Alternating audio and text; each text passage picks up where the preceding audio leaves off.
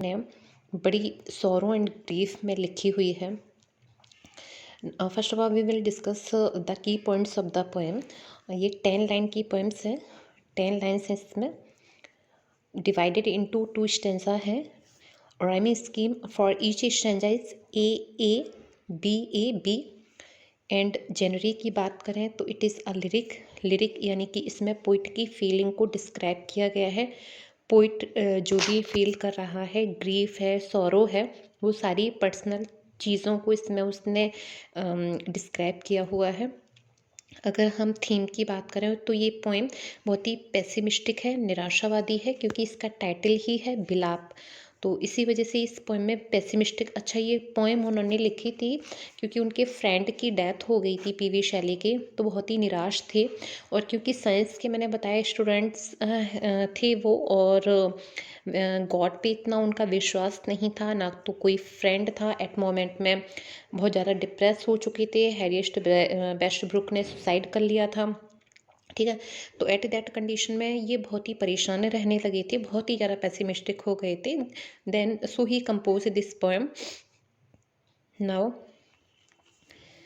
we will discuss about the poem matter. The poem A Lament, written in 1821, shows that Shelley, though only 28 at that time, उतने time पे 28 के थे जब उन्होंने ये poem लिखी थी। और आप एज ही क्या थी उनकी, इतनी कम एज थी, बट फिर भी इस पोएम में उन्होंने अपने आप को ये डिस्क्राइब किया है कि किस तरह से अब वो बूढ़े हो रहे हैं और जो उनकी यूथ है वो चली गई है, एंड और सारी चीज़ें अब उनके पावर में नहीं हैं। He realize that he would not live long, कि ये रियलाइज़ करने लगे थे कि अब ज़्यादा टाइम तक वो ज़िंदा नहीं रहेंगे।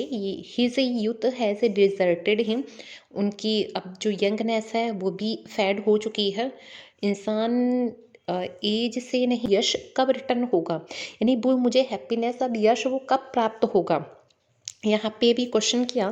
फिर यहाँ पे पोइट आंसर खुद ही देने में लगा हुआ है। नो मोर, ओह नेवर मोर, नहीं, वो मैं दोबारा रिटर्न नहीं हो पाएगा। मीन्स जो ग्लोरी है, जो पॉपुलरिटीज़ है, वो मैं दोबारा प्राप्त नहीं कर पाऊँगा। इसके बाद में पोइट कहता है, out of the day and night a joy has taken flight, यानी कि चाहे वो दिन हो चाहे रात्रि हो, इसके पहले क्या होता था, एक जॉय, एक खुशी होती थी, ठीक है। मैं नेचुरल एस्पेक्ट को फील करता था, इंजॉय लेता था, बट अब क्या हो गया है, a joy has taken flight लिया करते थे, चाहे वो दिन हो चाहे रात्रि हो, मत means in every condition. Fresh spring and summer and winter hoar move my faint heart with grief, but with delight, no more oh no more. Poet यहाँ पे ये कह रहा है, फ्रेश स्प्रिंग मीन्स जो भी हमारे वेदर्स थे, समर के, विंटर के, अब ये होर मीन्स सराउंड करते हैं। Move my faint heart with grief, मेरे हृदय को दुख से भर देती हैं ये जो नेचुरल, ये जो वेदर है, ठीक है। अब मेरे दिल को किससे भर देती हैं, ग्रीफ, दुख से भर देती हैं। जबकि पहले क्या होता था, बट विद डिलाइट, यानी इसके पहले क्या होता था, यही सारी चीज़ें मुझे खुशी प्रदान करती थी। लेकिन अब ये क्या हो गया, a joy has taken flight, जो पहले होता था डे टाइम में, जो खुशी मिलती थी इन सारे वेदर में, लेकिन बट विद डिलाइट्स के साथ में, लेकिन अब ये सारी चीज़ें मुझे ग्रीफ से भर दे रही हैं।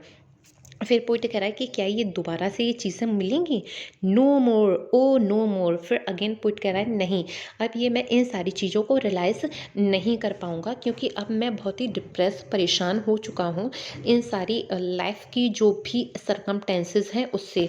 तो होल पोएम में पोइट ने, देखिए बहुत ही सिंपल पोएम है। अगर मैं ये बताऊं कि स्टेंजा ये बहुत इंपॉर्टेंट है, इसका सबटाइटल पूछा जा सकता है, ये 2 lines is very important for the examinations, ठीक है। और इसमें इन सारी ही पोएम, इस पूरे ही स्टेंजा में पोइट ने जो नेचुरल की सराउंडिंग है, जो पहले पोइट उनको इंजॉय करता था, अब वो उन चीज़ों को इंजॉय नहीं कर पा रहा है। That's the message of this poem, okay.